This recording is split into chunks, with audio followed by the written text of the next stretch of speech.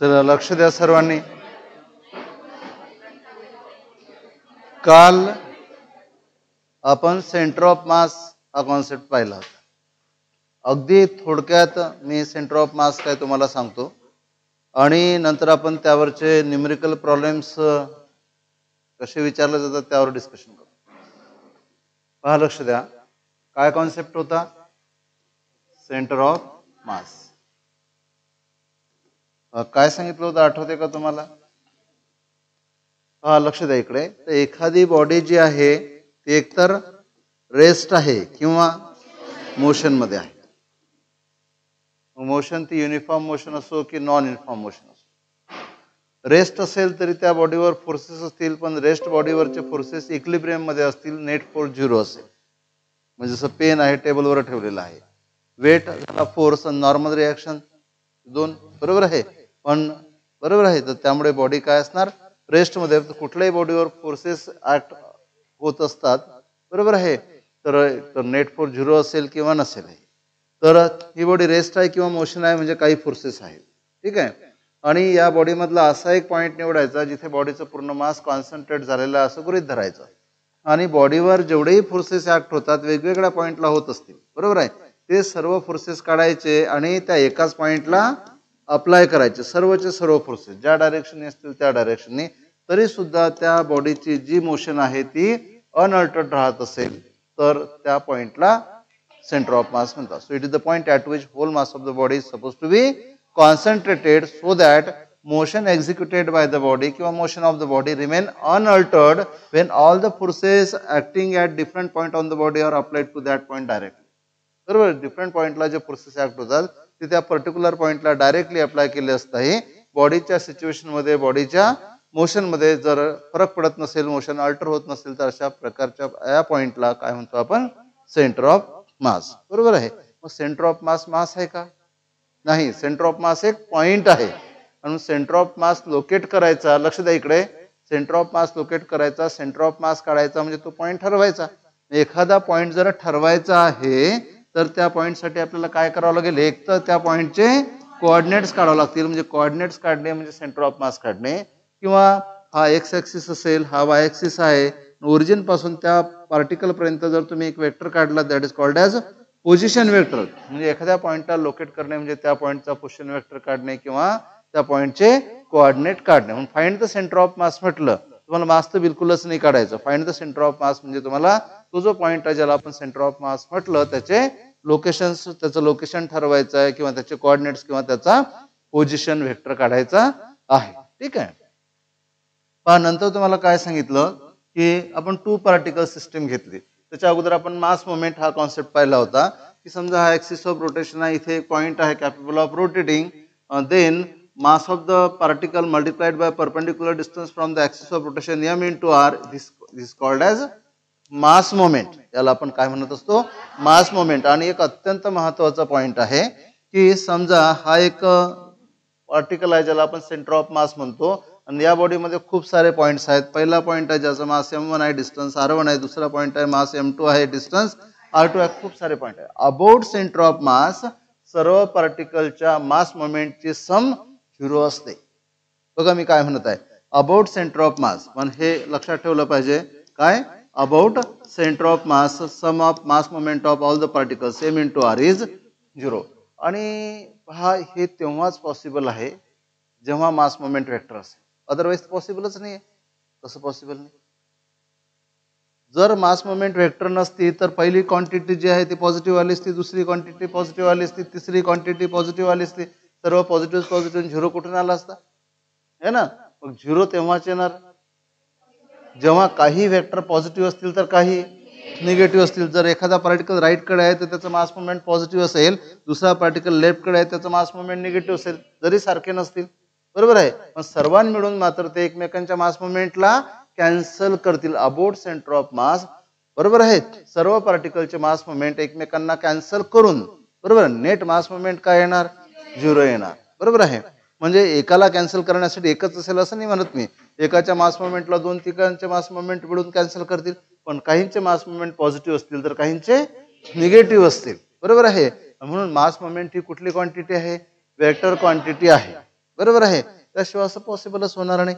तर झालं मास moment of body about centre of mass is 0. तर कुठल्याही बॉडीचं मास मोमेंट अबाउट सेंटर ऑफ मास काय असते? 0 असते. बरोबर आहे.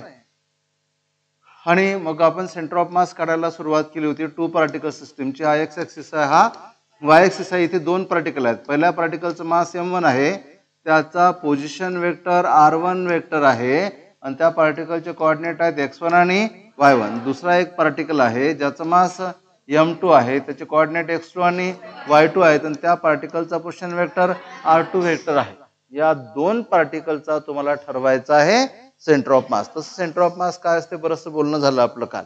बरोबर आहे. टू पार्टिकल सिस्टीमचा सेंटर ऑफ मास दोघांना जोडणाऱ्या लाईनवर असेल. बरोबर आहे. सो हा या लाईनवर असेल आणि कुठे कोणाच्या क्लोज असेल? ज्या पार्टिकलचं मास जास्त त्याच्या क्लोज असेल. हेवी पार्टिकलला क्लोज असेल, लाईट पार्टिकल पासून दूर असेल. बरोबर आहे. आणि समजा हा पार्टिकल हेवी आहे, थोडा मोठा दाखवला, लहान दाखवला, त्याचं सेंटर ऑफ मास इथे कुठेतरी असेल. आता त्या सेंटर ऑफ मासला परत तुम्हाला काय करायचं आहे? लोकेट करायचं आहे. लोकेट करायचा म्हणजे हा जो सेंटर ऑफ मास आहे याला मास तर नाहीच आहे. बरोबर आहे. याचे तुम्हाला काय काढायचे आहेत? कोऑर्डिनेट. आणि ते दाखवले आपण कॅपिटल एक्स आणि कॅपिटल वायनी. किंवा त्या सेंटर ऑफ मासचा काय काढायचा तुम्हाला? Position vector. तो दाखवला आपण कॅपिटल आर ने. इथे आपण काय कॉन्सेप्ट वापरला होता आर व्हेक्टर काढताना? सर्व पार्टिकलचे सेंटर ऑफ मासची सम आणि सर्व पार्टिकलच्या मास मोमेंटची सम. बरोबर आहे. किंवा सर्व पार्टिकलच्या मास मोमेंटची सम म्हणजे सर्व पार्टिकलचा मिळूनचा मास मोमेंट आणि सेंटर ऑफ मासचा मास मोमेंट एकच असेल. कारण की सेंटर ऑफ मास एकच पार्टिकल झालं ना सर्वां मिळूनचं, त्यांचं रिप्रेझेंटेशन करणारा. म्हणून तो रिप्रेझेंटेशन करणारा जो पार्टिकल आहे त्याची मास मोमेंट आणि सर्व पार्टिकलची मास मोमेंट हे काय असणार? सेम असेल. बरोबर आहे.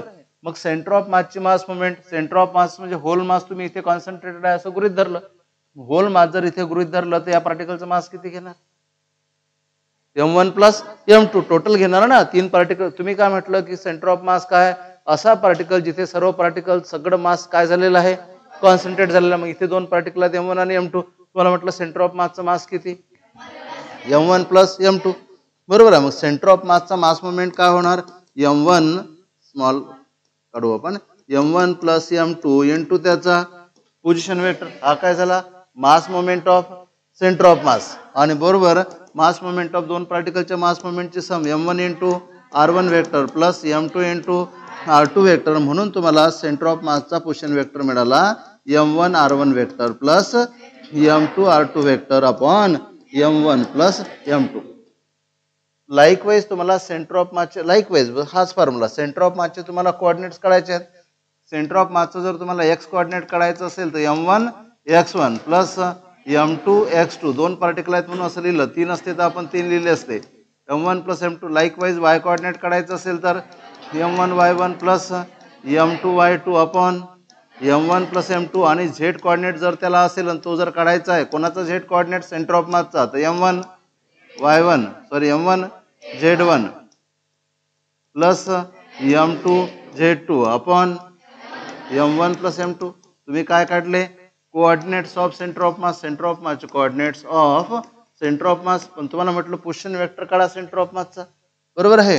तर तुम्हाला सांगितलं होतं position vector of centre of mass. मग कोऑर्डिनेट्स पासून पोझिशन वेक्टर कसं तयार करतात? एक्स कोऑर्डिनेट काढला त्याला आय लावला, वाय कोऑर्डिनेट काढला त्याला जे वेक्टर लावला आणि झेड कोऑर्डिनेट काढला त्याला के लावला. हा काय झाला? Position vector of centre of मास. समजलं? कळलं का? आणि याला रिप्रेझेंट करण्याची दुसरी इंटिग्रेशन वाली मेथड सांगितली होती, पण त्याला प्रॅक्टिकली त्याचं सध्या काही आपल्याला काम नाही पडत. इथपर्यंत जर तुम्हाला समजलं असेल तर यावरचे आपल्याला बरेचसे प्रॉब्लेम्स विचारले जातात. बरोबर आहे. पण हा पार्ट ना 11वीच्या पोर्शनमध्ये येतो, पण तुम्हाला हा नीटमध्ये विचारला जाणार, जेई मध्ये विचारला जाणार. आणि तसंही हा हे जे लॉजिक आहे खूप महत्वाचं आहे. इथे तुम्हाला काहीच दिसणार नाही, पण असे प्रॉब्लेम तयार करता येतील. बरोबर आहे. तुम्ही किती काही एफर्ट्स लावले तरी तुम्हाला नवीन नवीन गोष्टी शिकायला मिळतील. असे प्रॉब्लेम्स या टॉपिकवर तयार करता येतात. तर आपण काय करू की काही सिंपल प्रॉब्लेम्स पाहू ज्यामध्ये आपल्याला सेंटर ऑफ मास लोकेट करायचे आहे. ठीक आहे. मी मनाने काहीतरी एक्झाम्पल घेतो. आता पहा, तर आपल्याकडे ना एक काय म्हणू आपण एक स्क्वेअर आहे. पहिल्यांदा एक स्क्वेअर घेतला आपण आणि या स्क्वेअरची साईड आहे एम आणि प्रत्येक कॉर्नरला मास ठेवलेला आहे. सॉरी, स्क्वेअरची साईड आहे ए आणि प्रत्येक कॉर्नरला मास ठेवलेला आहे. पहिलं मास घेऊ आपण M1, दुसरं मास घेऊ आपण M2, इथे M3 आणि M4. बरोबर आहे. आता पहा तुम्हाला काय म्हणतील की बघा मास मोमेंट हा कॉन्सेप्ट कुठे लागू पडतो, जिथे रोटेशन आहे.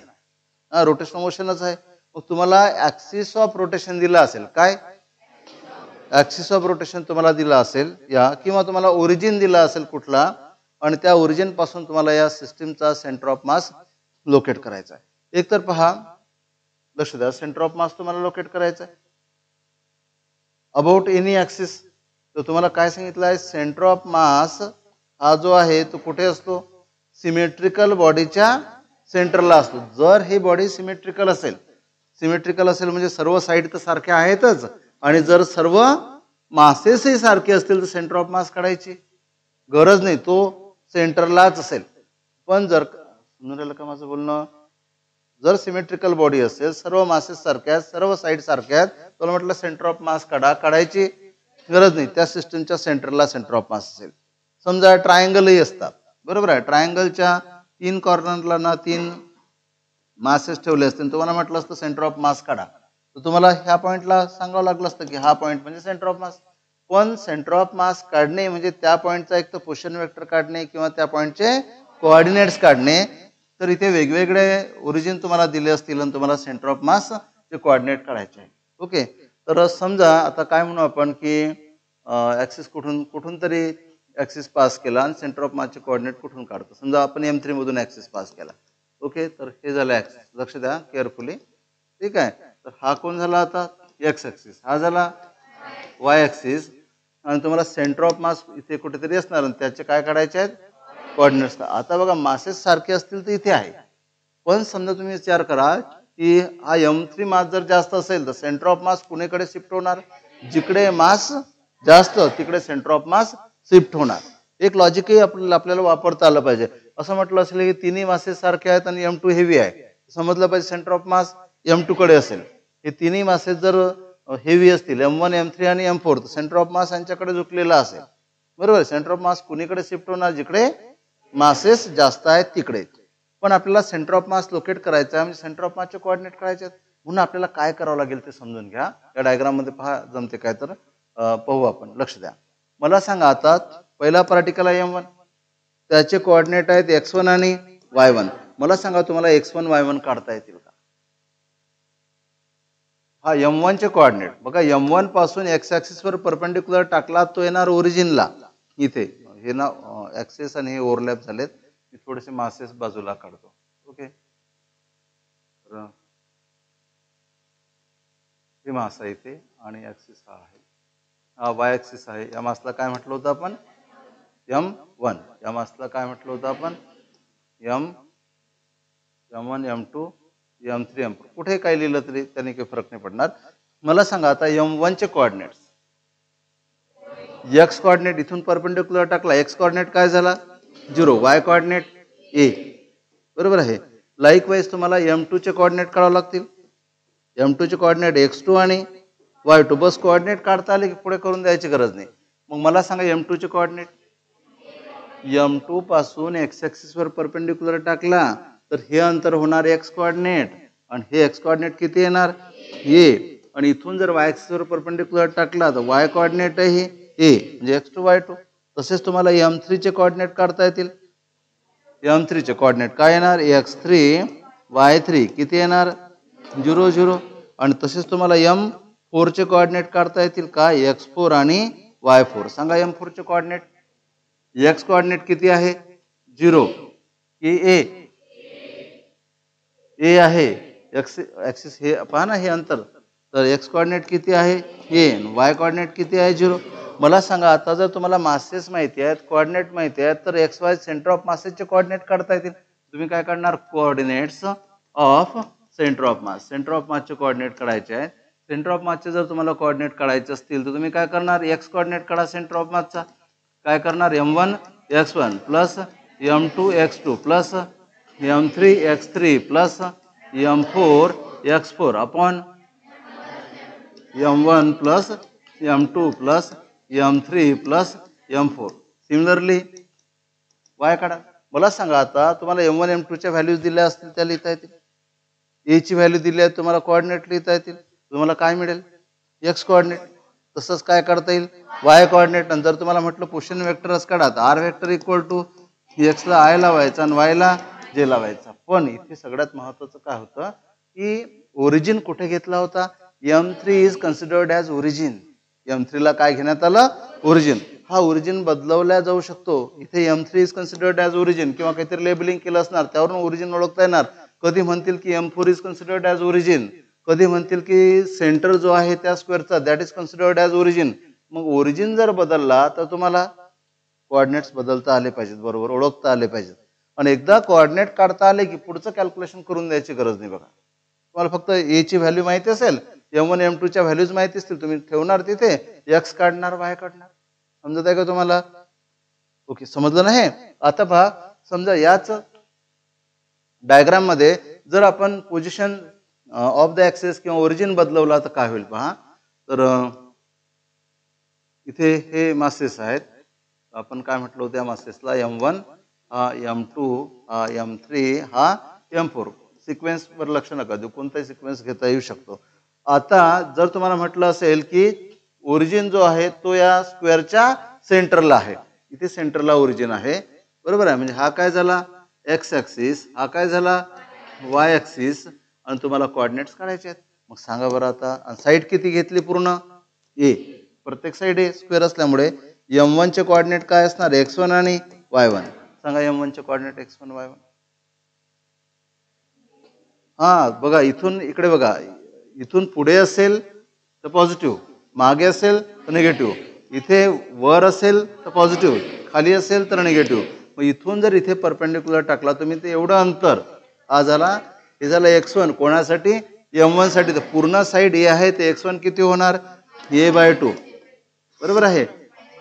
हा, तर -a/2. x1 काय होणार? -a/2. आणि सिमिलरली इथे परपेंडिक्युलर टाकलं ते होणार y1. y1 किती होणार? a/2, बरोबर आहे. तसंच M2 घेतला, इथे काय करता येणार? x2 आणि y2. सांगा M2 साठी x2 म्हणजे अंतर a/2, y2 म्हणजे अंतर a/2, काय येणार? a/2 आणि a/2. साईड जर दिली असती तुम्हाला तसं लिहिता आलं असतं. आणि हा झाला M2. नंतर काय? M3 चे कोऑर्डिनेट x3 आणि y3, बरोबर आहे. x3 आणि y3 M3 चे कोऑर्डिनेट. -a/2, हे इथे काय येणार? -a/2. हे काय येणार? -a/2. तर इथे येणार -a/2 आणि -a/2. तसंच M4 चे कोऑर्डिनेट काय असतील? x4 आणि y4. तर काय येतील M4 चे कोऑर्डिनेट? x कोऑर्डिनेट पॉझिटिव्ह आहे, y कोऑर्डिनेट निगेटिव्ह आहे. तर x कोऑर्डिनेट पॉझिटिव्ह येणार किती? a/2. y कोऑर्डिनेट निगेटिव्ह येणार -a/2. आणि कोऑर्डिनेट मिळाले की मला वाटतं पुढे काही करून द्यायची गरज नाही. एक्स कोऑर्डिनेट काढायचं असेल सेंटर ऑफ मासचं, M1 x1 plus M2 x2 plus M3 x3 plus M4 x4 upon मासेसची सम.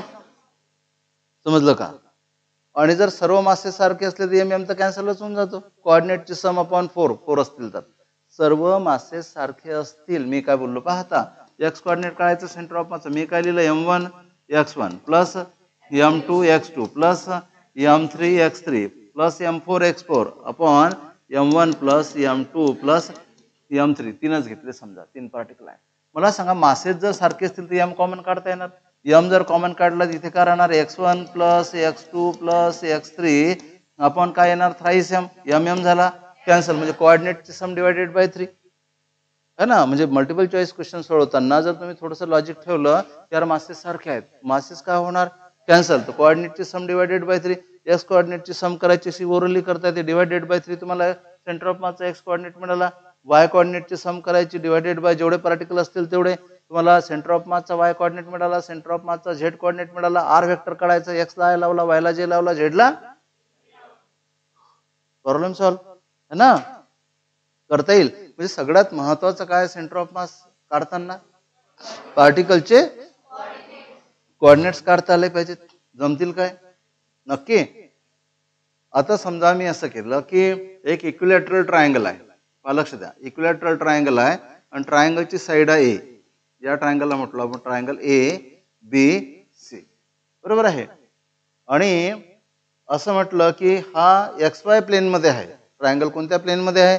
XY प्लेन मध्ये. अर्थात 3 कॉर्नरला 3 मासेस, M1 इथे असणार, M2 इथे असणार, M3. बरोबर आहे. हा असं म्हटलं की x axis is along BC. X axis is along BC. बरोबर आहे. आणि and triangle is in the plane of is in XY plane. म्हणून तुम्हाला काय करावं लागेल? पहिले एक्स ऍक्सिस घ्यावं लागेल. मग एक्स ऍक्सिस कुठे घेणार तुम्ही? हा झाला एक्स ऍक्सिस. मी दुसऱ्या कलरने घेतोय थोडं. तर हा काय काढला तुम्ही? X axis. आणि हा जर एक्स ऍक्सिस असेल तर हा काय झाला? Y axis. आणि तुम्हाला काढायचे आता कोऑर्डिनेट M1 चे, M2 चे आणि M3 चे. तर कोऑर्डिनेट काढताना परपेंडिक्युलर टाकत असतात. मग प्रत्येक ट्रायंगलची प्रत्येक साइड किती आहे? A. तर M1 चे कोऑर्डिनेट काय असतील? X1 आणि Y1. कोण सांगेल?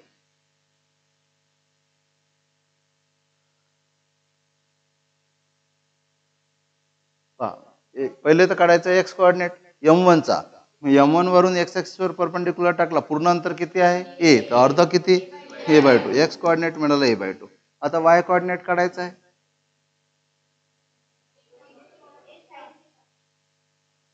मी तर म्हणेल A sin थिटा बरोबर आहे आणि A cos थिटा बरोबर आहे. कारण तुम्ही थिटा कुठे घेता त्याच्यावर डिपेंड आहे.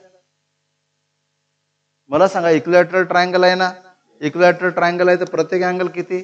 60 डिग्री. तर हा अँगल घेतला तर 60 डिग्री. हा जर आता आहे का? बरोबर, केअरफुली. हा जर 60 घेतला तर ही साइड किती आहे? A. ही साइड जर A असेल तर इथे परपेंडिक्युलर टाकला तर हे काय झालं? A cos theta. A cos theta, ज्याला आपण पटकन A/2 लिहिलं तर हे A cos थिटा. आणि A cos थिटा केलं ना आपण, हे A हा थिटा, तर हे काय झालं? A cos theta. हे cos 60. cos 60 1/2. बरोबर, A/2 आलं. हे जर 60 असेल तर इथे टाकला तर हे अंतराला काय म्हणणार तुम्ही? A sin theta. हा थिटा घेतला तर, आणि हा जर थिटा घेतला तर A cos थिटा होणार. पण हा 60 आहे तर हा किती होणार? 30. मग थिटा कोणता घेतात त्याच्यावर डिपेंड आहे की तुम्ही sin थिटा घ्या की cos थिटा. बरोबर आहे. समजलं का मी काय म्हटलं? अँगलला जर आपण थिटा म्हटलं तर हे अंतर झालं A sin theta, sorry A cos theta, आणि हे झालं A sin थिटा. आणि जर तुम्ही याला थिटा म्हटलं, इथून परपेंडिक्युलर टाकला तर हे झालं A cos थिटा आणि हे झालं A sin थिटा. थिटा कोणता घेता त्यावर डिपेंड करते आता.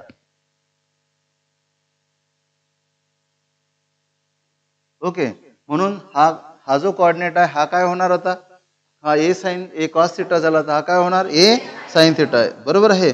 म्हणून इथे तुम्हाला काय काढायचं? इथे Y1 काढायचं. Y1 = A इंटू काय लिहिता येणार? sin 60. आणि sin 60 √3/2. So Y1 = A into √3/2. तर इथे झाला काय? A into √3/2. ओके. झालं M1. आपण फक्त कोऑर्डिनेटच काढू. पुढची प्रोसेस तुम्हाला माहिती आहे, त्याच्यामध्ये काही दम नाही आहे, त्यामुळे ते मी तुमच्यावर सोडून देतो. फक्त मी कोऑर्डिनेट काढून दाखवतो तुम्हाला. ते M1 चे कोऑर्डिनेट काढले आपण आणि त्याचं कारण लिहिलं इथे. बरोबर आहे. तसेच M2 चे कोऑर्डिनेट काढायचे. M2 चे कोऑर्डिनेट काय असतील? X2 आणि Y2. बरोबर आहे. सांगा किती असतील M2 चे कोऑर्डिनेट?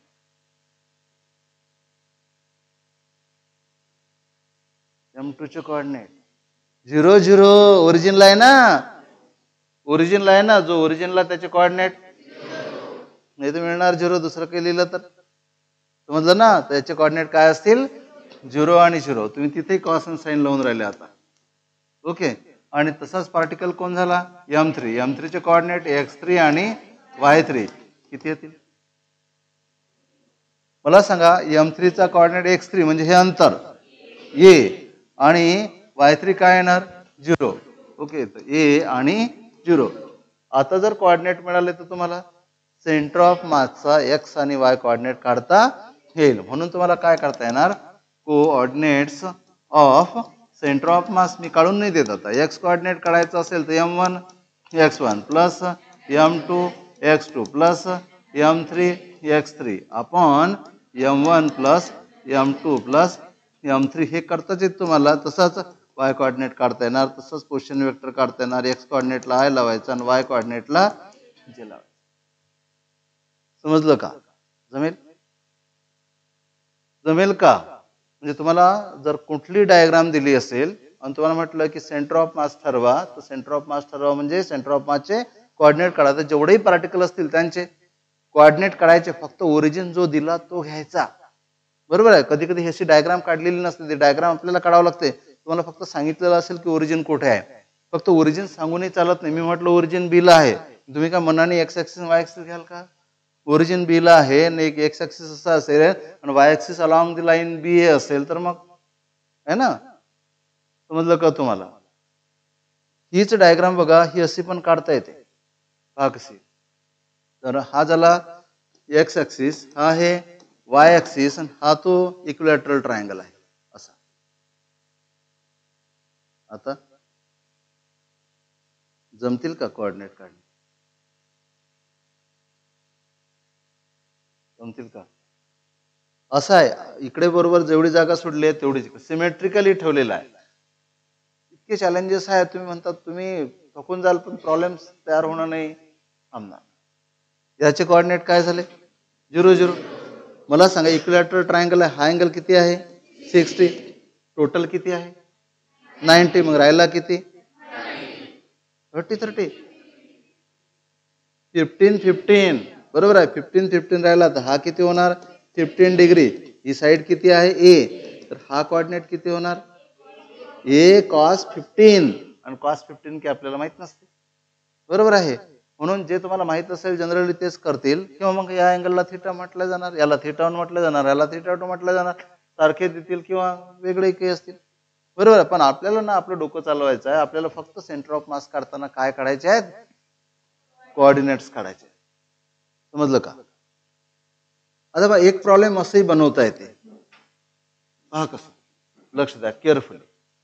ओके, माझ्या डोक्यात हलकं हलकंच आहे, त्याला मी क्लिअर करण्याचा प्रयत्न करतो.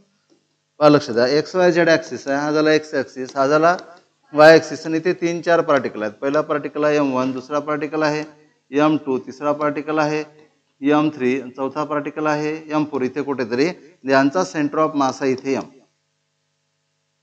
तुम्हाला म्हणतील की हा जो म्हणजे चौथा पार्टिकल कुठे ठेवला असता सेंटर ऑफ मास इथे येणार.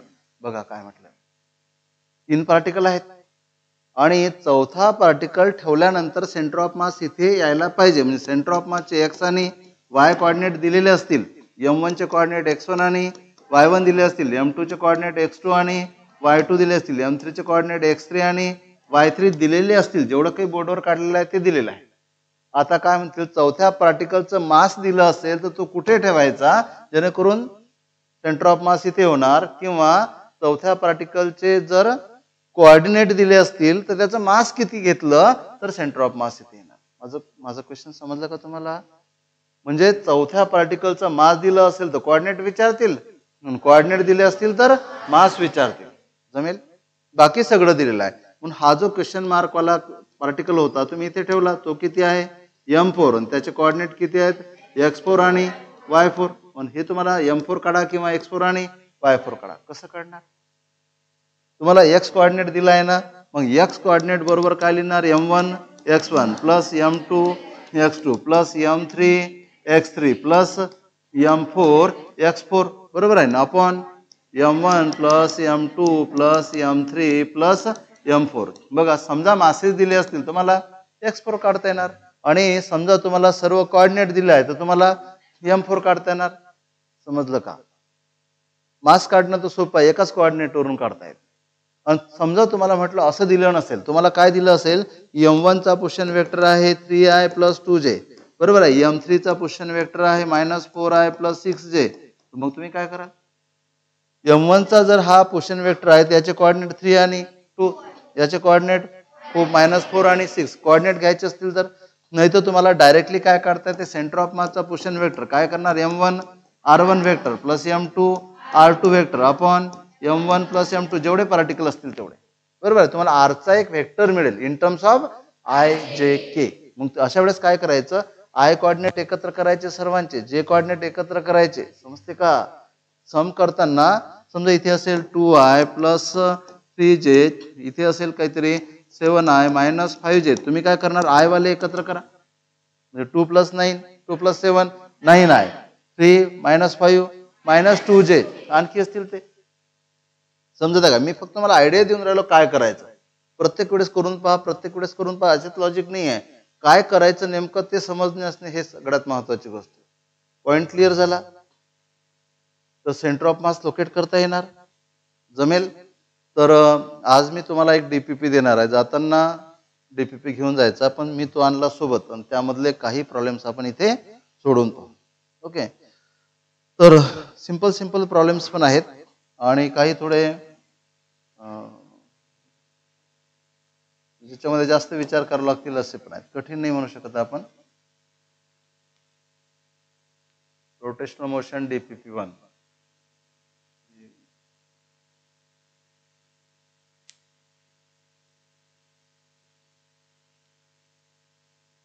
वाटे आहे कुठे?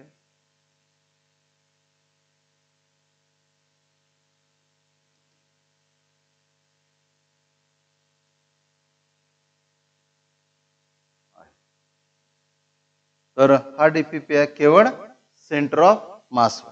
ठीक आहे. आणि मला असं वाटतं ना, तुम्ही बाकी प्रॉब्लेम्स तुम्ही सोडून पहा.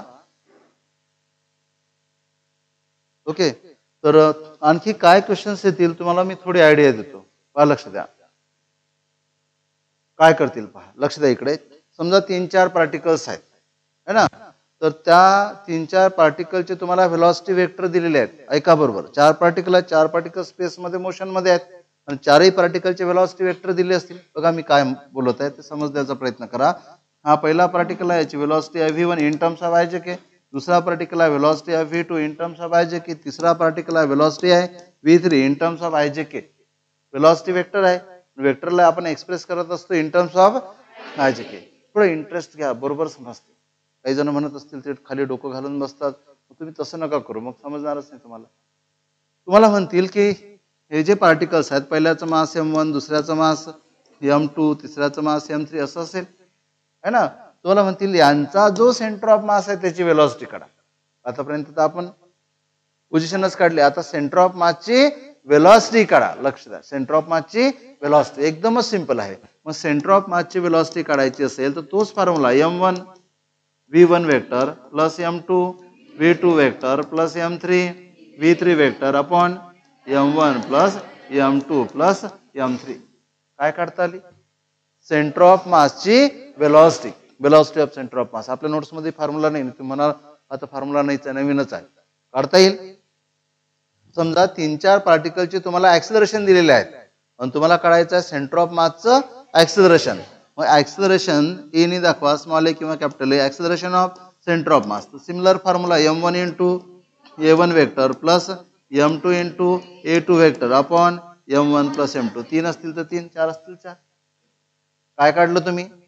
सेंटर ऑफ मासचं ऍक्सिलरेशन. तुम्हाला म्हटलं की सेंटर ऑफ मासवर ऍक्ट होणारा फोर्स काढा. तो फोर्स बरोबर काय असते? Mass into acceleration. मग ऍक्सिलरेशन जर सेंटर ऑफ मास आहे तर मास कोणता घेणार?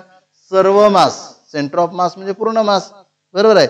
मग acceleration force on the centre of मास विचारला असेल, तुम्ही सेंटर ऑफ मासचं ऍक्सिलरेशन काढा आणि त्याला पूर्ण मासने मल्टिप्लाय करा. किंवा मग तुम्ही हा फॅक्टर इकडे घेतला असता, फोर्सच मिळाला असता.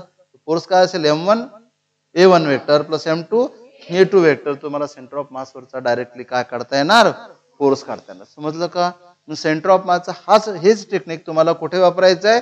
व्हेलॉसिटी ऑफ सेंटर ऑफ मास काढताना तोच फॉर्म्युला वापरायचा आहे. फक्त x1 च्या जागी v1, x2 च्या जागी v2 आणि acceleration of centre of mass काढतानाही तोच फॉर्म्युला वापरायचा आहे. पॉइंट क्लिअर झाला का? जमेल? तर मला असं वाटतं ना, बाकी जे प्रॉब्लेम्स आहेत तुम्ही करून पहा. मी यातले काही सिलेक्टेड प्रॉब्लेम्स फक्त तुम्हाला करून दाखवतो. आणि काही ठिकाणी ना सेंटर ऑफ मास लोकेट करायला सांगितलं असेल. मग सेंटर ऑफ मास लोकेट करताना आपण काय केलं होतं पहा. समजा हे 2 पार्टिकल आहेत. इथे काल सांगितलं तुम्हाला, पहिला पार्टिकल आहे m1 आणि दुसरा पार्टिकल आहे m2 आणि m1 दिलेला m2 दिलेला, त्यांच्यामधलं अंतर r दिलेलं नाही. यांचा सेंटर ऑफ मास इथे कुठेतरी असेल. या सेंटर ऑफ मासला लोकेट करायचं आहे तर काय फॉर्म्युला वापरा? m1 r1 equal to m2 r2. Scalar form मध्ये घेताना m1 r1 equal to m2 r2, बरोबर आहे. आणि समजा तुम्हाला याला आपण सोडवलं होतं पुढे, r1च काढायचं तुम्हाला. r1 equal to m2 upon m1 plus m2 times r. r म्हणजे टोटल डिस्टन्स बिटवीन 2 पार्टिकल्स, बरोबर आहे. r1 काढताना इथे m2 आहे आणि r2 काढताना इथे m1 आहे upon m1 plus m2 times r. r म्हणजे 2 पार्टिकल मधलं डिस्टन्स आणि R1 म्हणजे सेंटर ऑफ मासचं पहिल्या पार्टिकल पासूनचं अंतर आणि R2 म्हणजे सेंटर ऑफ मासचं दुसऱ्या पार्टिकल पासूनचं अंतर. आता बघा तुम्हाला म्हणतील सन आणि अर्थ यांचा सेंटर ऑफ मास ठरवा, बरोबर आहे. सन आणि काय म्हणू आपण मून आणि अर्थ यांचा सेंटर ऑफ मास ठरवा फ्रॉम मून. मग तुम्ही काय करायचं? नाही M1 इथे मिस्टेक काय होते तुम्हाला सांगतो की इथे कोण आहे? ही अर्थ आहे, इथे कोण आहे? मून आहे. तुम्हाला म्हटलं की बरोबर स्मॉल एम म्हणजे मून आणि ही अर्थ आहे, अर्थचं मास कॅपिटल एम, मूनचं मास स्मॉल एम, बरोबर आहे. अर्थचं मास घेतलं कॅपिटल एम, मूनचं मास घेतलं स्मॉल एम आणि सेंटर ऑफ मास तुम्हाला कुठून ठरवायचं आहे? मून पासून. तुम्ही जिथून सेंटर ऑफ मास ठरवायचं आहे त्याला काय म्हणायचं? R1 आणि दुसऱ्या अंतराला काय म्हणायचं? रिमेनिंगला R2. तुम्हाला R1 काढायचं आहे. मग R1 जर तुम्हाला मून पासून ठरवायचं आहे तर मूनच्या मासला तुम्ही M1 घ्या, दुसऱ्या मासला M2 घ्या. तुम्हाला समजा आणि कोणते घेतलं तरी चालते, असं काही नाही, बरोबर आहे. त्याला तुम्ही M2 म्हटलं तुम्हाला R2 काढावं लागेल. समजलं का? HCl मॉलिक्युलचा H आणि Cl HCl मॉलिक्युलचा सेंटर ऑफ मास काढायचा आहे. तुम्हाला म्हटलं एक तर काढा, तर मग तर ऑप्शन मध्ये एक तर तो H पासून दिला असेल किंवा Cl पासून दिला असेल. हे टोटल अंतर काय होणार? R. ज्या युनिट मध्ये असेल त्या युनिट मध्ये, अँगस्ट्रॉंग मध्ये असो की नॅनोमीटर मध्ये असो की मिलीमीटर मध्ये असो, मिलीमीटर मध्ये तर असणारच नाही, नॅनोमीटर किंवा अँगस्ट्रॉंग मध्ये असेल. Hचं मास तुम्हाला माहित असलं पाहिजे 1. Clचं मास किती असणार? 35.5. बिंदास M1 = 1 घ्यायचं, युनिट की लिहायचं नाही. M2 = 35.5 घ्यायचं. R दिला असेल तुम्हाला काहीतरी 5, 7, 10 अँगस्ट्रॉंग आणि तुम्हाला हा काय काढता येणार? R1. हे काय काढता येणार? R2. R1 R2 वेगवेगळे काढायची गरज नाही. तो काही जण काय करतात R1 कॅल्क्युलेट करतात, नंतर R2 आहे. बघा जर टोटल R माहित आहे, R1 काढला तर टोटल R मधून R1 मायनस केला की R2 मिळून. R2 साठी ते टेक्निक नका वापरू. R2 = M1/M1 + M2 time. मी काय बोलून राहिलो समजून राहिलं का तुम्हाला? कारण समजा तुम्ही R1 काढला काही आणि तो R1 नाही दिलेला आहे ऑप्शन मध्ये, तर तुमच्या लक्षात आलं की R2 आहे. मग तुम्ही R2 चा फॉर्म्युला वापराल काय? इथे कठीण आहे, हे करणं कठीण आहे म्हणजे याला टाइम जास्त लागून राहिलो, याच्यामध्ये मिस्टेक होण्याची शक्यता जास्त आहे. जर तुम्ही R1 काढला आहे तर त्या R मधून तो R1 मायनस करा, तुम्हाला काय मिळेल? R2. करता येईल का? तर अशा तऱ्हेने तुम्हाला सेंटर ऑफ मास हा ठरवता येईल. तर हा DPP तुम्ही सोडून पहा. मी काही खास प्रॉब्लेम फक्त यातले घेतो, बरोबर आहे, आणि मी ते आपल्या बोर्डवरच घेऊ. मनाने तयार केलेले काही प्रॉब्लेम्स आहेत ते घेऊ आपण. ओके, पहा आता पहा प्रॉब्लेम काय आहे, लक्ष द्या. आपल्याकडे ना एक डिस्क आहे. काय आहे? डिस्क आहे, युनिफॉर्म डिस्क. त्या डिस्कची रेडियस आहे कॅपिटल R आणि मास आहे कॅपिटल M. लक्ष द्या, डिस्कची रेडियस कॅपिटल R आहे आणि मास आहे कॅपिटल M. ही डिस्क आहे, रेडियस कॅपिटल R आणि मास कॅपिटल M. तर डिस्कचा सेंटर ऑफ मास कुठे असेल? Uniform disc. लक्ष द्या बोलणं माझं. युनिफॉर्म डिस्क आहे, युनिफॉर्म म्हणजे एकसारखी आहे, बरोबर आहे. आणि मग एकसारखी आहे तर सेंटर ऑफ मास कुठे असेल? इकडे बोर्डवर लक्ष. सेंटर ऑफ मास कुठे असेल? सेंटरला आहे ना. काय काढलं? रिंग की डिस्क. डिस्क आहे, पूर्ण मास आहे, पूर्ण मटेरियल इथे आहे. मेटल डिस्क असेल, कुठल्याही मटेरियलची डिस्क आहे आणि त्या डिस्क मधून एक छोटी डिस्क कट केली. कशी कट केली पहा, या तऱ्हेची कट केली, कळलं? आणि तुम्हाला म्हटलं ही डिस्क कट केल्यानंतर मला सांगा जी डिस्क कट केली, लक्ष द्या बरोबर, त्या कट केलेल्या डिस्कची रेडियस किती असणार? काय विचारणार? कट केलेल्या डिस्कची रेडियस किती असणार? R/2. बघा मोठ्या डिस्कची रेडियस R आहे, हे अंतर आहे R आणि याला कट केलेल्या डिस्कची रेडियस स्मॉल r म्हणजे काय असणार? R/2 असेल. आणि मग हा पोर्शन जर कट केला, सेंटर ऑफ मास पहिले इथे होता तो इथे शिफ्ट होणार. कुणीकडे? जिकडे जास्त मास शिल्लक राहील तिकडे. काहींना गुंगी येऊन राहिली, नशा फिजिक्सची, ठीक आहे. काय होऊन राहिलं समजलं का तुम्हाला? ही पूर्ण डिस्क आहे, त्या डिस्क मधून छोटी डिस्क काय केली? कट केली. छोटी डिस्क कट केल्यामुळे इथे पोकळी तयार झाली आणि या पोकळीमुळे सेंटर ऑफ मास जिकडे मास जास्त आहे तिकडे शिफ्ट झाला. तुम्हाला विचारतील what is the shift in centre of मास? एकदम सिंपल आहे. तुम्ही जर बुक पाहाल ना, तुम्हाला तर स्वतःहून समजणं कठीणच होऊन जाईल. तुम्हाला काय केलं काही कळूनच नाही राहिलं, पण एकदमच सिंपल आहे याच्या मागचं टेक्निक, बरोबर आहे. सेंटर ऑफ मास इकडे शिफ्ट झाला आणि ती शिफ्ट समजा किती कशाने दाखवली आपण? X ने. कुणी X ने दाखवणार, कुणी DX ने दाखवणार, कशाने? अंतर आहे शिफ्ट म्हणजे. तर तुम्हाला ती शिफ्ट काढायची आहे. हेच प्रॉब्लेम परत कसे विचारतात, लक्ष द्या इकडे. हॅलो, एक स्पियर आहे. काय? स्पियर. इमॅजिन करा, हा स्पियर आहे त्या स्पियर मध्ये कॅव्हिटी करण्यात आली. कॅव्हिटी म्हणजे त्या स्पियर मधून एवढं मटेरियल, एवढा स्पियर त्याच्या आतमध्ये कोरण्यात आला, पोकळ करण्यात आलं त्याला. Cavity is made in the sphere. बरोबर आहे. इथे कॅव्हिटी तयार केल्यामुळे बरोबर आहे इथलं मास निघून गेलं. इथे काय तयार झाली? पोकळी. इथला स्पियर बाहेर काढून टाकला. बरोबर आहे. मग इथे जर पोकळी तयार झाली तर परत सेंटर ऑफ मास काय होणार? शिफ्ट होणार. आणि कितीने शिफ्ट झाला हे विचारतील in terms of capital R. समजलं का? किंवा तुम्हाला असं म्हणतील शिफ्ट जे आहे ते अल्फा टाइम्स आर आहे, अल्फा काढा. शिफ्ट जे आहे ते काय म्हणतील तुम्हाला वाय टाइम्स आर आहे, तर वाय काढा. शिफ्ट जे आहे ते स्मॉल ए टाइम्स आर आहे, आर काढा. एन एम काही पण लेटर वापरतील इथे. समजलं का? हे तुम्हाला डिस्क साठी पण विचारता येणार, स्पियर साठी पण विचारता येणार. आता बघा याच्या मागचं लॉजिक काय असेल. ना तर तुम्हाला डिस्कचं मास दिलं असेल, ना तुम्हाला स्पियरचं मास दिलं असेल. सांगून ठेवतो तुम्हाला आताच. तुम्हाला फक्त मोठा जो स्पियर असेल किंवा एंटायर स्पियर किंवा एंटायर डिस्क याची रेडियस आर दिली असेल, इन टर्म्स ऑफ नंबर दिली असेल किंवा इन टर्म्स ऑफ सिम्बॉल दिली असेल. बरोबर आहे. आणि ती जी डिस्क कट केली त्याची पोझिशन दिली असेल, कशी कट केली. तर ही जे कट केलेली डिस्क होती ही कशी कट केली? So that edge of the cut disc coincide with the edge of the entire disc. त्या डिस्कची एज एंटायर डिस्कच्या एजला काय झाली? कोइन्साइड झाली. तुम्ही विचार करा ना, हा जर समजा कट तुम्ही इथे केला असता तर इथे सेंटर ऑफ मास आहे, कोण सांगेल आता? इथे जर कट केला असता तर सेंटर ऑफ मास कुठे शिफ्ट झाला असता? इथेच राहिला असता, सिमेट्री बदललीच नाही आहे ना. मग जसा जसा तुम्ही हा कट इकडे सरकवत जाल सेंटर ऑफ मास लेफ्ट कडे जाणार. कट चालला राईट कडे, सेंटर ऑफ मास चालला लेफ्ट कडे. कट वर जात असेल तर सेंटर ऑफ मास खाली येणार. बरोबर आहे. पण इथे जी डिस्क, लक्ष द्या इकडे, इथे जी डिस्क कट केली ती अशा तऱ्हेची कट केली. ही सिच्युएशन दिली असेल इन टर्म्स ऑफ वर्ड किंवा इन टर्म्स ऑफ डायग्राम. बरोबर. वर्ड मध्ये दिली असेल तर काय म्हटलं असेल? ही जी कट केलेली डिस्क आहे या कट डिस्कचा रिम जो आहे तो एंटायर डिस्कच्या रिम सोबत कोइन्साइड होतो. बरोबर आहे. किंवा या कट डिस्कचा रिम सेंटर मधून पास होतो असं दिलं असेल. पण कधी कधी काय करतात माहिती आहे का? ही जी इथे जी डिस्क कट केली याची रेडियस किती होती? r/2. आता जी डिस्क कट करतील त्याची रेडियस r/3 किंवा r/4 करतील.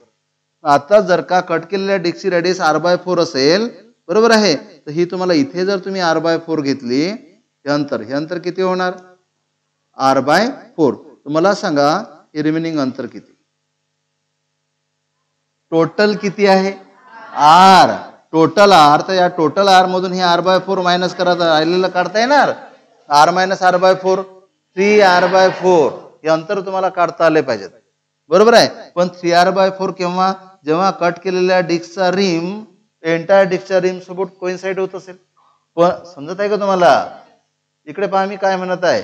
हा जो कट केलेल्या डिस्कचा सेंटर आहे त्याचं ओरिजिनल सेंटर पासूनचं अंतर तुम्हाला काढता आलं पाहिजे. एक तर डायरेक्टली दिलं असेल किंवा कधी कधी काय म्हणतील हे r/4 दिलेलं आहे रिम पासून.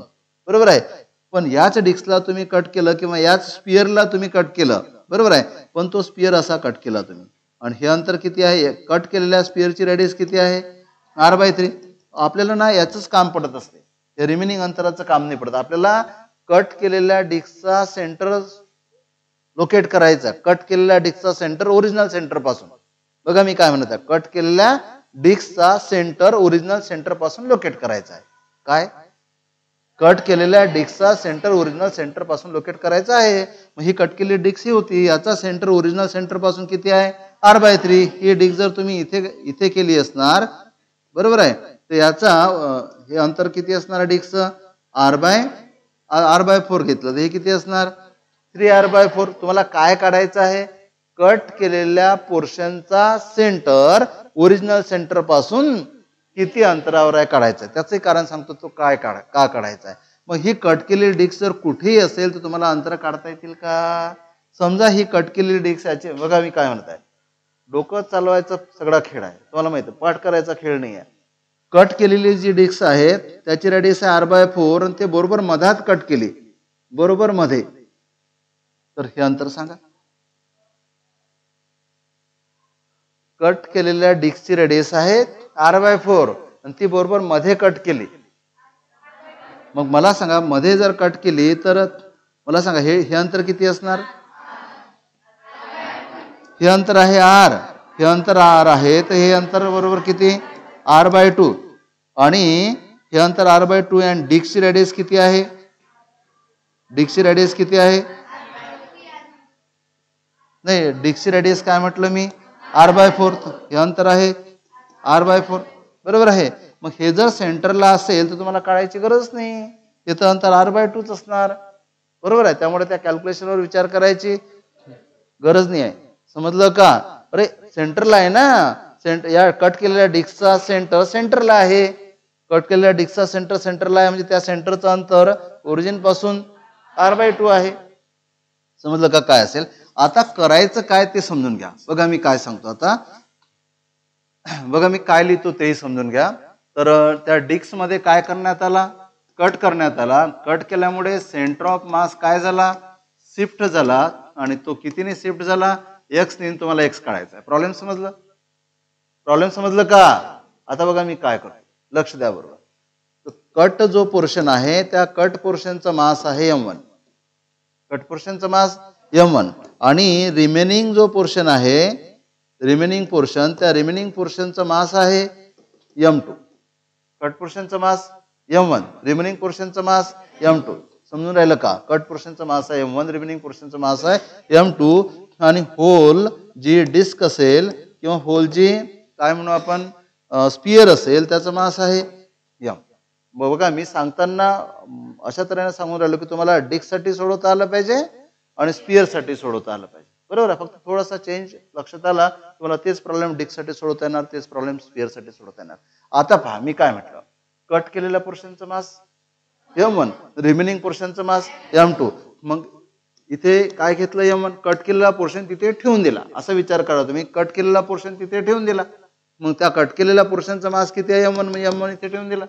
आणि रिमेनिंग डिस्क जे आहेत ते तिथे ठेवून दिली. तर रिमेनिंग डिस्कचा सेंटर ऑफ मास इथे आला. रिमेनिंग डिस्कचा कट केलेल्या नंतर जे डिस्क राहिली त्याचा सेंटर ऑफ मास इथे आला.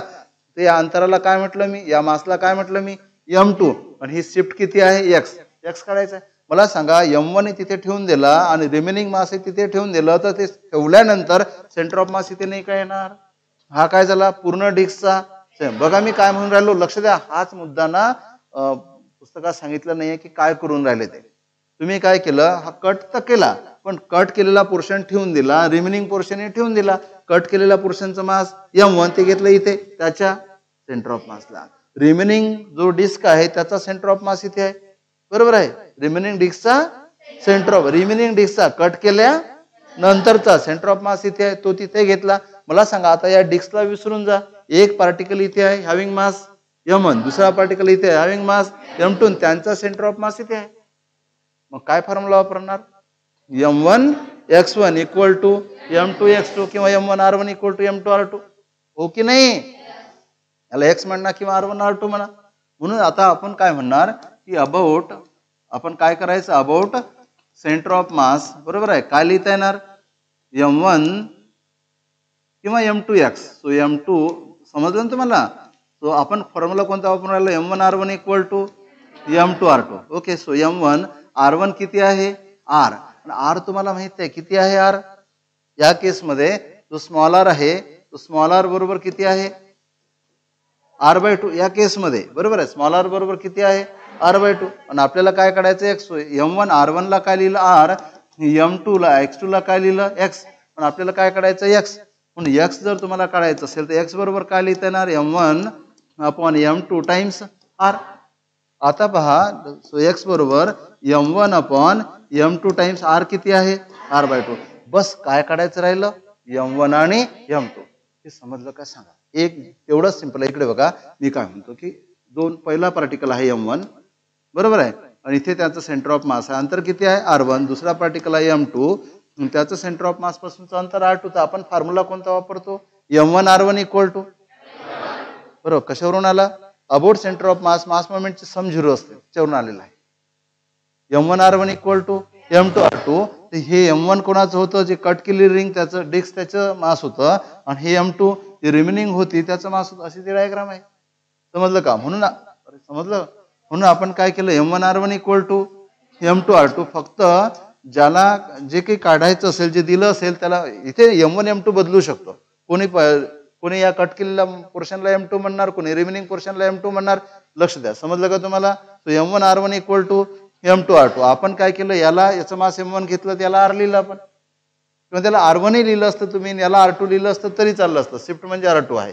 मला तसं वाटतं X वगैरे न लिहिता काय करायला पाहिजे, R2 याला काय करू आपण R1, आणि तुम्हाला शिफ्ट काढायचे म्हणजे काय काढायचं आहे, R2 काढायचं आहे. So M1 R1 equal to M2, इथे काय करू R2, म्हणजे आणखीच प्रॉब्लेम सोपं होऊन जाते, एक स्टेप कमी होऊन जाते, कन्फ्युजनही अवॉइड होऊन जाणार. सो हे झालं M1 R1 equal to M2 R2.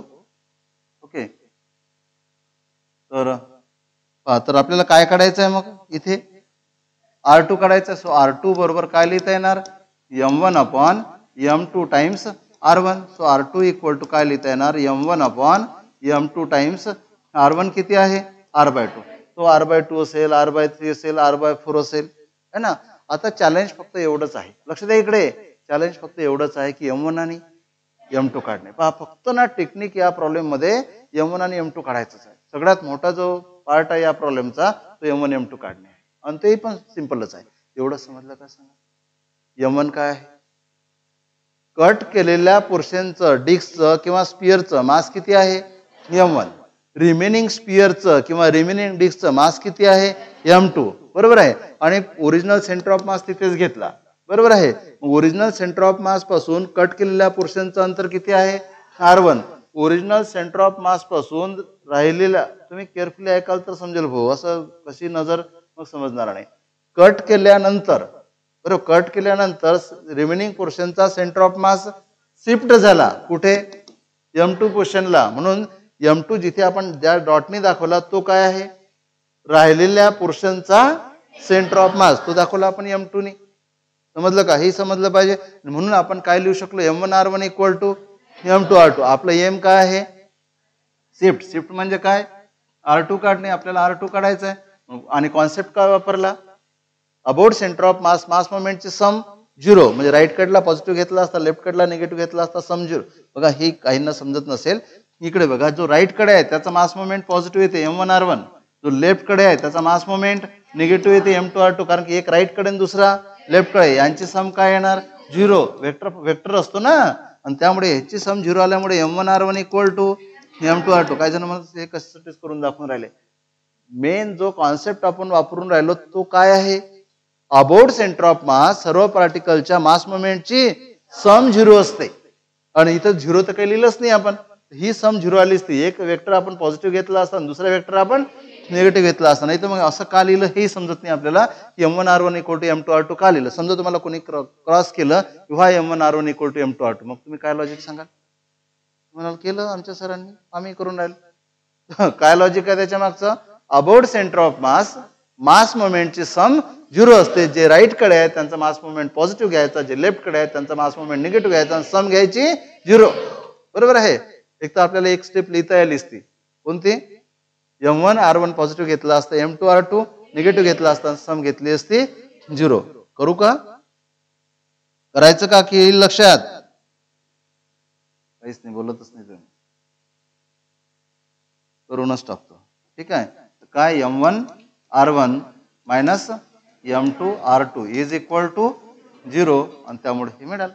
आता मी तुम्हाला बोललो, लक्ष द्या इकडे, मी बोललो की आता चॅलेंज काय आहे, M1 आणि M2 काढ. पहा, लक्ष द्या, चॅलेंज आहे M1 आणि M2. एकदम सिंपल आहे. इकडे पहा, लक्ष द्या इकडे, M1 आणि M2 काढणे चॅलेंज आहे. आता पहा, मी इथे काय लिहितो, मी याला सोडवताना स्पिअर साठी पण घेऊ शकतो. इथपर्यंत जे आहे ते स्पिअर साठी आणि डिस्क साठी सेमच असणार आहे. डिस्क असेल तरी तेच टेक्निक, आणि स्पिअर असेल तरी तेच टेक्निक. डिस्क असो किंवा स्पिअर असो, इथे काय करू आपण, इथे डिस्क असो किंवा स्पिअर असो, डिस्क साठी आणि स्पिअर साठी सेमच आहे. तर त्याच्यामध्ये कॅव्हिटी कट केली, कट तुम्हाला समजला. आता तुम्हाला त्या डिस्क किंवा स्पिअरचं मास काढायचं आहे, M1 आणि M2चं. इन केस ऑफ डिस्क, लक्ष द्या, डिस्कला असतो सरफेस, ज्याला सरफेस असतो, बरोबर, uniform surface, mass is proportional to area, mass is proportional to area. आणि डिस्कचा एरिया काय असणार, pi R². So area proportional to R². Pi पण काढून टाका, समजलं का. म्हणून डिस्क असेल तर mass proportional to area, area proportional to R². समजलं का. जसं पेज आहे, टाईल आहे, एखादा कार्पेट आहे, त्याच्या प्रत्येक, तुम्हाला म्हटलं पूर्ण मास काढा, तुम्हाला जर युनिट एरियाचा मास माहिती आहे तर, बरोबर आहे, मास प्रोपोर्शनल टू एरिया का असेल, तर तुम्ही म्हणाल आता ही बरोबर आहे, पहा सांगतो तुम्हाला, इकडे पहा, हे डिस्क आहे, मी म्हटलं मास प्रोपोर्शनल टू एरिया असं का, बरोबर, याची थिकनेस टी आहे, तर मास बरोबर काय असते, volume into density. So mass equal to, याचं व्हॉल्यूम कसं काढणार, एरियाला थिकनेसने मल्टिप्लाय करा, area pi square into thickness into rho, thickness same आहे, रो सेम आहे, पाय कॉन्स्टंट आहे, so mass proportional to r square. So mass proportional to area, हा पाय आर स्क्वेअर म्हणजे एरिया ना, मास प्रोपोर्शनल टू एरिया आणि area proportional to r square in case of disc, बरोबर आहे. आणि जर का हा स्पियर असता, बरोबर आहे, डिस्क काय म्हणून असं केलं, जर का हा स्पियर असता तर तुम्हाला स्पियरच्या बाबतीत काय करावं लागलं असतं, mass equal to volume into density, volume 4/3 pi r cube into density rho, so mass proportional to r cube. म्हणून डिस्क साठी मास प्रोपोर्शनल टू एरिया आणि area proportional to r square, आणि स्पियर असेल तर mass proportional to r cube. एवढं समजलं का, directly लिहू की राहू देऊ की काय करायचं, मोडलं चालेल का, हे डिस्क साठी mass proportional to r square आणि स्पियर साठी mass proportional to r cube. Okay, समजलं ना. आता पहा, चॅलेंज तर प्रत्येक वेळेस आहेच, एकदम हे नाही होत. मला सांगा, इथे mass proportional to r cube आहे, तर होल डिस्क असेल, होल डिस्कचं मास घेतलं आपण capital M, so capital M proportional to capital R square. नंतर कट डिस्क, आणि कट डिस्कचं मास घेतलं आपण स्मॉल m1, बरोबर आहे, small m1 proportional to r1 square, बरोबर आहे. r1 स्क्वेअर किती आहे, अरे सांगा ना, r1 किती आहे, r/2. तो इथे काय करणार तुम्ही, r/2 चा स्क्वेअर म्हणजे किती करणार, r²/4. समजलं का, पूर्ण डिस्कचं mass capital M proportional to capital R square, cut पोर्शनचं मास m1 प्रोपोर्शनल टू त्याची जेवढी रेडियस आहे त्याचा स्क्वेअर, रेडियस किती आहे r/2 त्याचा स्क्वेअर, r²/4. मला सांगा, रिमेनिंग जे डिस्क आहे, रिमेनिंग डिस्क जे आहे, बरोबर आहे, तर त्याचं मास तुम्हाला काढता येईल का. मला याच्यावरून तर पहिल्यांदा आपण m1 काढायचं आपल्याला. तुम्ही जर यांचा रेशो घेतला तर बघा, m1 upon capital M equal to r² upon r²/4, बरोबर आहे. r² कॅन्सल, 4 जाणार वर, बरोबर आहे. चुकलं का,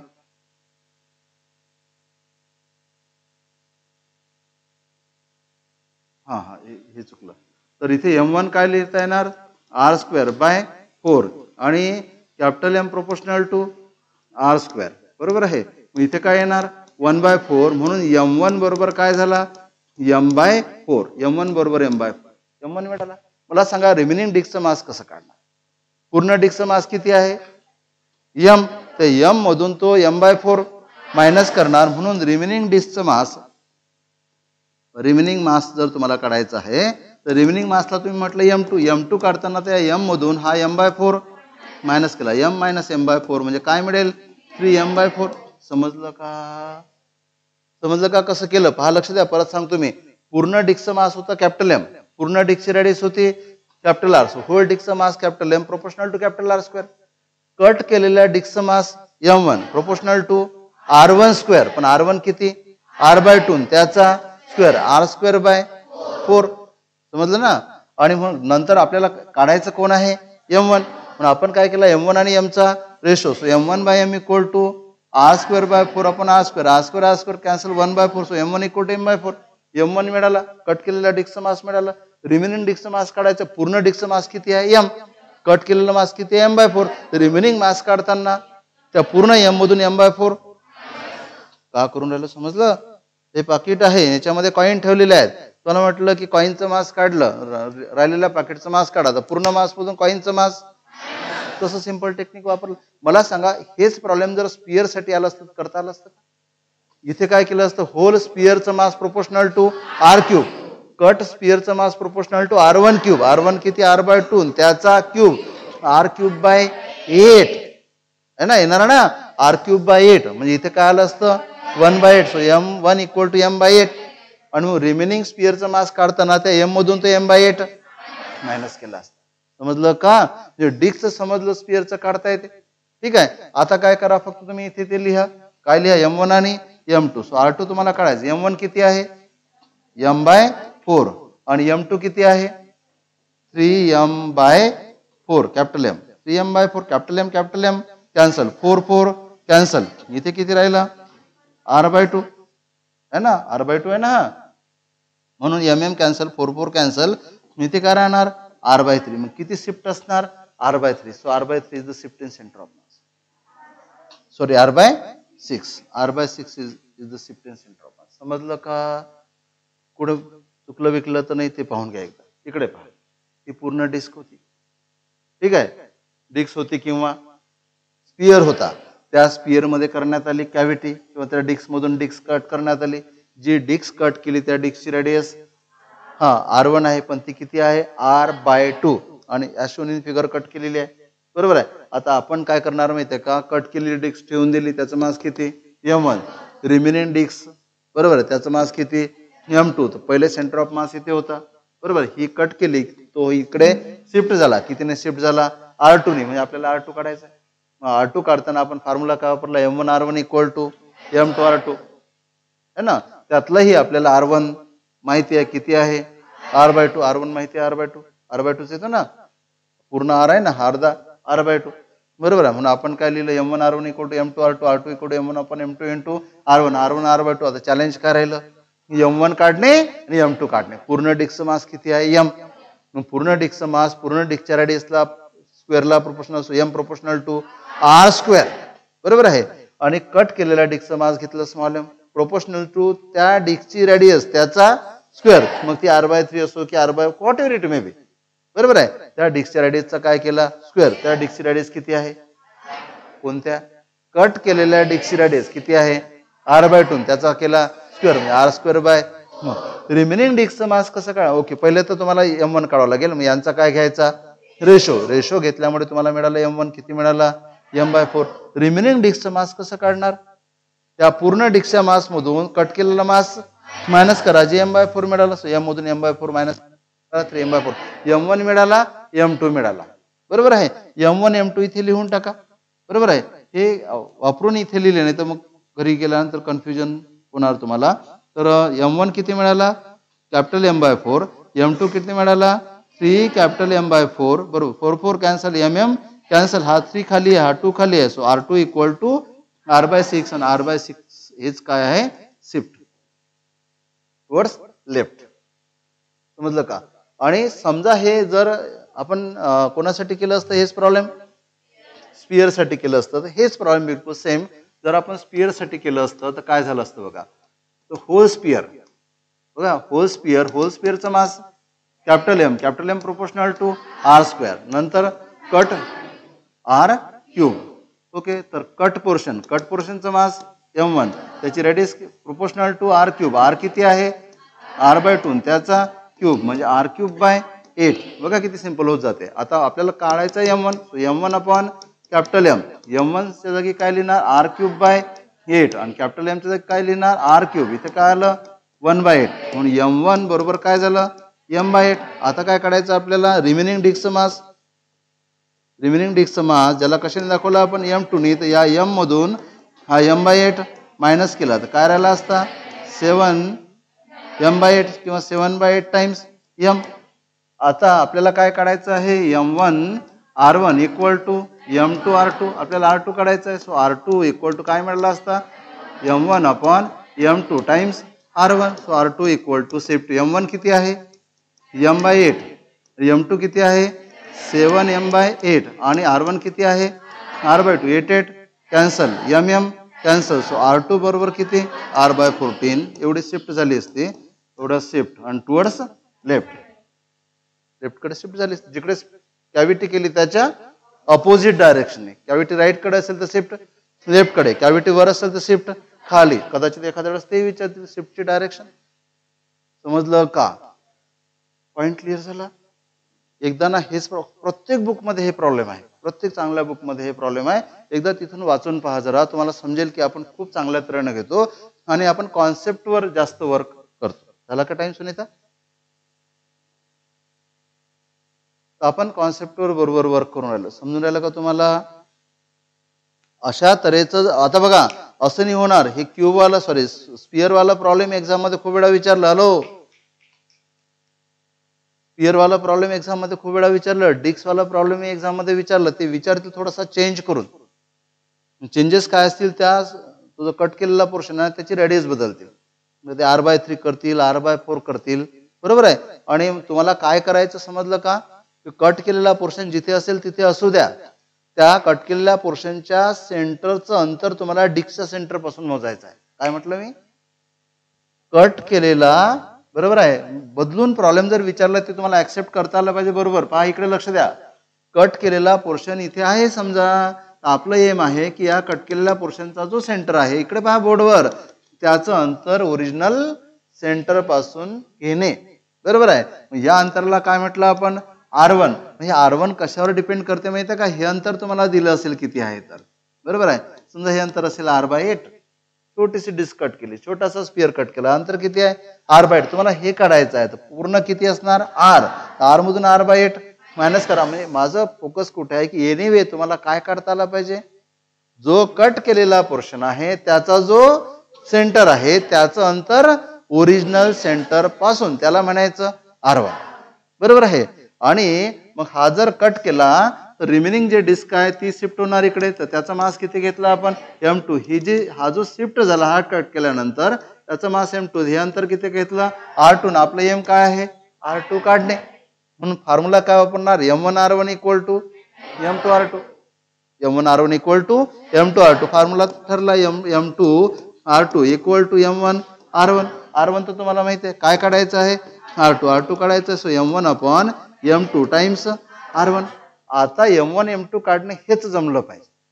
मला सांगा तुम्हाला काय काढायचं, पहिले छोट्या डिस्कचं मास, पहिले काय करायचं, होल डिस्कचं मास कॅपिटल एम कन्सिडर करायचं, होल स्पिअरचं मास कॅपिटल एम कन्सिडर करायचं. म्हणजे पहिल्यांदा कोणासाठी लिहायचं, होल डिस्क किंवा होल स्पिअर. आणि डिस्क असेल तर capital M proportional to r², आणि जर स्पिअर असेल तर capital M proportional to r³ होलसाठी. नंतर कोणासाठी, कट केलेल्या डिस्कचं किंवा कट केलेल्या स्पिअरचं मास. इकडे पहा लक्ष द्या, कट केलेल्या डिस्कचं किंवा कट केलेल्या स्पिअरचं मास, डिस्क असेल तर प्रोपोर्शनल टू r1², सॉरी याला काय म्हणायचं m1 proportional to r1². r1 तुम्हाला माहिती आहे इन टर्म्स ऑफ r, बरोबर आहे. आणि स्पिअर जर असेल तर m1 प्रोपोर्शनल टू r1³, बरोबर आहे. नंतर या दोघांचा काय घ्यायचा ratio, so m1 upon m, हे काहीतरी मिळेल, बरोबर आहे. यावरून तुम्ही काय काढायचा m1, इथे तेच इथे काय काढायचा m1 तुम्ही काढला. नंतर तुम्हाला काय काढायचं आहे m2 कसा काढतात, पूर्ण डिस्क मधून तो m1 मायनस करायचा. समजलं का, हॅलो. तुम्हाला m1 मिळेल in terms of capital M, m2 मिळेल in terms of capital M, आणि तो कॅपिटल m1 कॅपिटल m2 इथे लिहिला की तुम्हाला r2 काढता येईल. कोणी r2 ला r1 म्हटलं असेल, बरोबर आहे, कोणी त्याला x म्हटलं असेल, त्यामुळे कन्फ्युजन व्हायचं काही कारण नाही. तो प्रॉब्लेम कशावर बेस्ड आहे,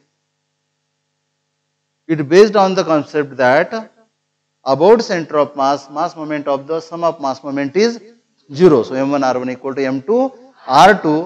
दिलेला काय असेल r1, दिलेला काय असेल r1. तो r1 म्हणजे जो नंबर तुम्हाला दिलाय तो r1 नाही, ते डायग्राम तुम्हाला पाहावं लागेल, त्यावरून तुम्हाला काय काढता येईल r1, बरोबर आहे. आणि मेन चॅलेंज काय काढणं आहे m1 आणि m2.